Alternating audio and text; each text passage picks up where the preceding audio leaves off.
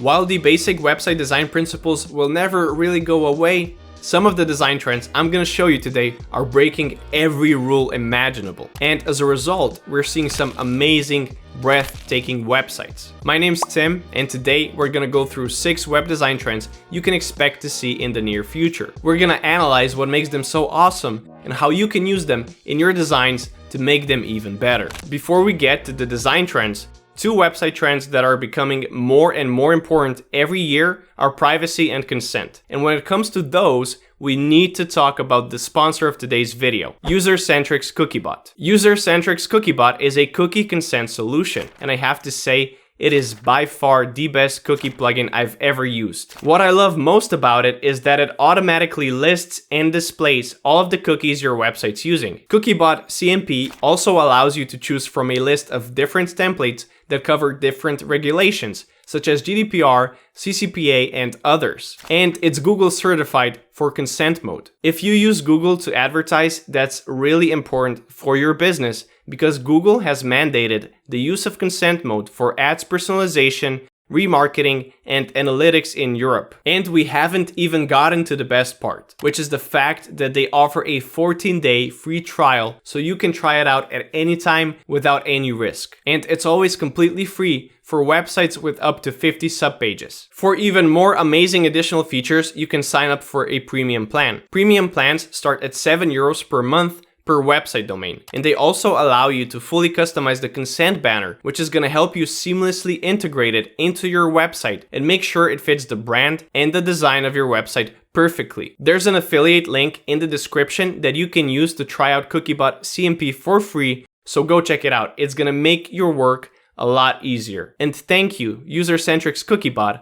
for sponsoring this video. The first website design trend: desktop first. And that's something you heard here first. I know that's very controversial to say, but hear me out. The mobile first approach was talked about a lot in the recent years. It's based on the fact that most users visit most websites on their phones. And because of that, designers and developers are supposed to first make sure the website looks and works well on phones, with desktop being treated almost like an afterthought, like it's not that important. In theory, sure, it makes sense. But in practice, horrible idea. I kind of think the mobile first approach was started by marketers or by managers or whoever that saw the website analytics, and then it got spread far and wide because on the surface, it does sound logical. But I don't think it was started by actual designers or developers. And I'm not saying that to point fingers, but if you've ever designed or built a website, you know that responsiveness works from the top down. You start with the largest resolutions and you work your way down, from 4K desktop monitors,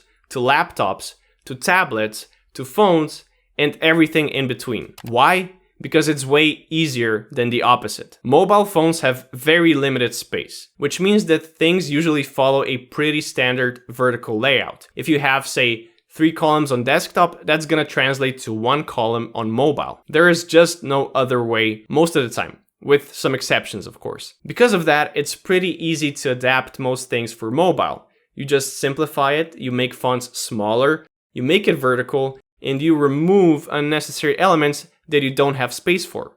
Simple. Well, the other way around isn't easy. Starting with something that's vertical and very simple and then trying to adapt it to look great on computers is actually really difficult. You're kind of designing the whole website again from scratch. It requires way more effort, way more knowledge, and way more time. So why would you do that? I believe designers are catching on to this, and the other trends in our list confirm that. People want cool, impressive websites on desktop, or they want, at the very least, websites that look as impressive on desktop as they do on mobile. And neither designers nor clients want to be limited because of the mobile first approach. Speaking of trends, you know I have to do the trendy YouTube thing everyone's doing, which is asking for likes and subscriptions. So please make sure you hit those like and subscribe buttons. It really does help me out a whole lot. The second trend, large text. Now yes, this has been around for a while, but the fonts on websites just seem to keep getting bigger and bigger. And more websites are leaning into typography-heavy designs. I think there are a couple of reasons for that. First, it's very mobile friendly, so it's very easy to make it responsive. Images lose detail, videos get cropped in weird ways, but text is always easy to adapt for smaller screens. And second, it looks great. And third, it's a little easier to make than most things on websites. Now, I'm not saying it's easy to design, but it definitely is easier for clients to provide the content, and for you as a designer, it can be easier because you don't have to deal with pictures and videos as much. And while it's still difficult to find good fonts, it's still difficult to connect everything with the brand, it's just easier to work with text than it is with other kinds of content. Coupled with some light textures or even textures that move in the background, you can get some really awesome looking results with large text and text in general. Plus, formatting text is a great way to establish a clear hierarchy. Bold text really captures attention quickly, so it can get the message across quickly as well. I just released a video where I discussed my process of designing a website, and I used mainly large text for that website, and it looks great. If you want to check it out, the link will be in the description. Still, I didn't use very large text, but I am looking forward to doing so in the future, and I encourage you to try it out if you haven't yet. It's very fun. Play around with it, make text huge, see how it looks, pair it with some sliders. You can use it everywhere, or you can use it just for special sections. It's gonna look awesome either way. Trend number 3, bento box designs, also known as bento grids. Personally, I love this trend. Bento box designs are basically designs that are really structured, kind of like bento boxes that originate from Japan, hence the name. In practice, they're great to work with because they just take the standard 2 or 3 column layout and level it up a bit. They make it more interesting, more dynamic, and they allow you to display way more content quicker while still keeping it very organized. Even if you don't use this on the whole website, you can definitely just use it for certain sections. It's perfect for things like reviews, technical data and info, numbers, things that would maybe otherwise be a little bit boring or take up a lot of space. It really shines with content that is text heavy and needs to be structured. The great thing about this trend is that it can really fit any product or service.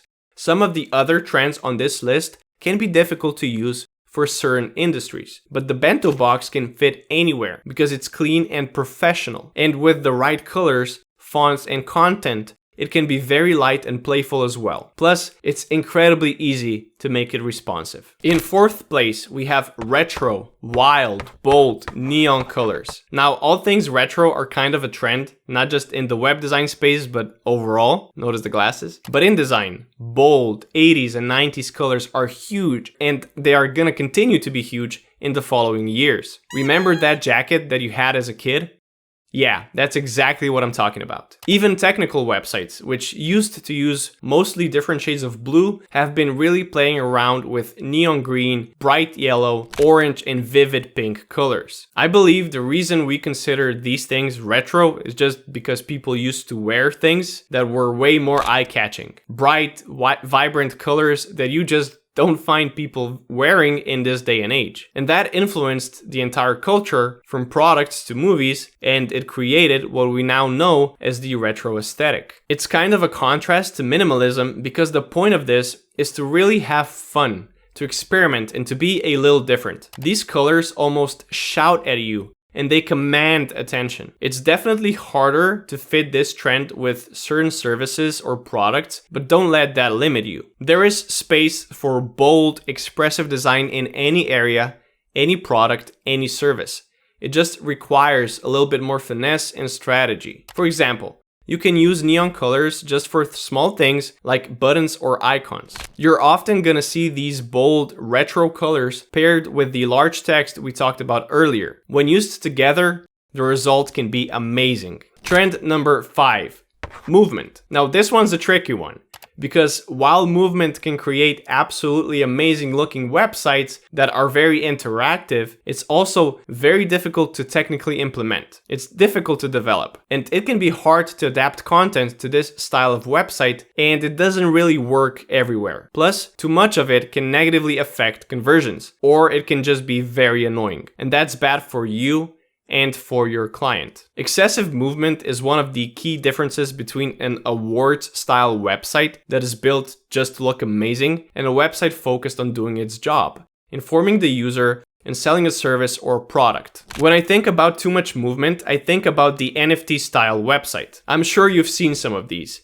things moving, everything being animated when you scroll through the page, insanely cool illustrations, all of that good stuff. And I really respect the people who develop and design these because I know how difficult it is. But I wouldn't really use it for the vast majority of my clients. There's a reason serious online stores never look like this. It just takes the attention away from important things way too much. But luckily, we can learn from these and take the good things from them and improve the bad things. Incorporating a little bit of movement, such as entrance animations, sliders, sliding text, scroll-based animations, Lottie files, all of these are really gonna help bring the website to life. The key here is moderation.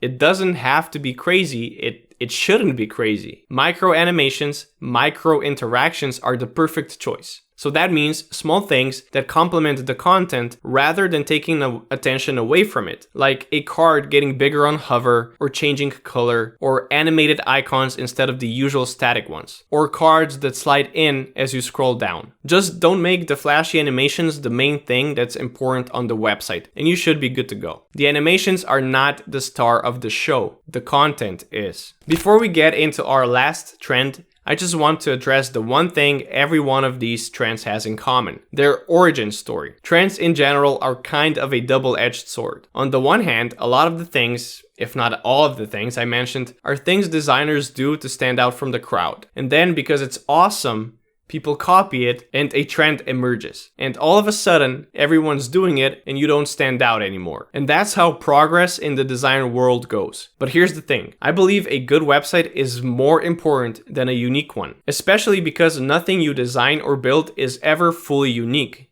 Consciously or subconsciously, we all take in experiences, we take in inspiration, we mix it up in our heads, and we create something that's ours. And creating something that's ours brings me into trend number 6. Hand-drawn doodles. And what I mean by that are illustrations that look like something that was made pretty quickly on a piece of paper, just sketched out. I actually love this style and I love incorporating it into my videos whenever possible. I literally draw something in seconds or minutes, and in my opinion, it just works. And it's super easy to make as well. Either you draw it using a tablet directly in Illustrator or Photoshop, or you actually draw it on a piece of paper, scan it, or take a picture and then vectorize it. Very easy. And hand-drawn doesn't mean it's childish or sloppy. It can be if you want it to be, but it can still be very polished and illustrated well. It's more about the fact that it's very unique and organic. It's a massive contrast to the usual icons or those typical basic illustrations you can find everywhere. It's playful, it's human,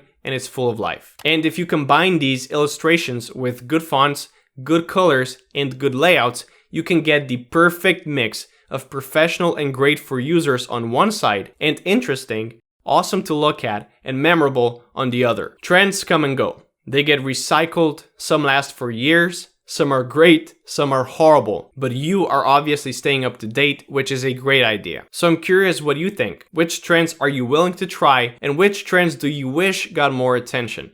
Let me know in the comments below. If you enjoyed this video and if you want to see more videos like this, first make sure you hit those like and subscribe buttons, and then go check out this video next. If you found this one interesting, I guarantee you're gonna find that one very interesting as well. Thank you for watching.